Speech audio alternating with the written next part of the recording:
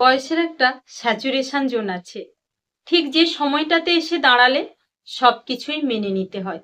সম্পর্ক, professional life, daily লাইফকে খুব বেশি করে আলাদা করা যায় না। ওই সব তখন হচ্ছে হবে করেই এগিয়ে যায়। আপনি তখন ভাতের থালায় উচ্ছে সিদ্ধ দেখলে আর নাক সিটকাচ্ছেন না, জামায় লাগা দাগটাকে নিমেষেই অগ্রাহ্য করছেন।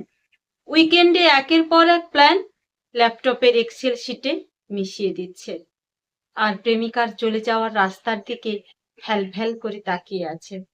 বাইক কেনা, ফ্ল্যাট কেনার স্বপ্নগুলোকে দীর্ঘশ্বাস কিংবা সিগারেটের কাউন্টারে দমিয়ে রাখছেন।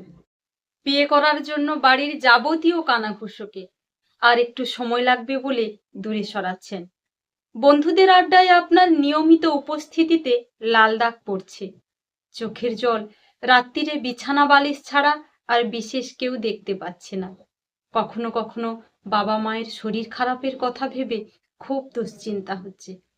কখনো নিজের মন খারাপকে ঢাকতে স্পটিফাই কিংবা ইউটিউবের প্লেলিস্টে নিজেকে ডুবিয়ে রাখছেন।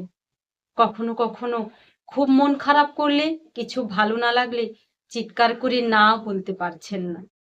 বয়সের এই সময়টাতেই আমাদের ফেরত আসা শিখতে হয়, হকচকিয়ে থামতে জানতে হয়। কেউ আগলে নিলেই আমরা ছন্নছাড়া হতে চাই, আর কেউ অবহেলায় রাখলে মন শক্ত করে তাকে চৌকাঠ অবধি এগিয়ে দিয়ে আসি।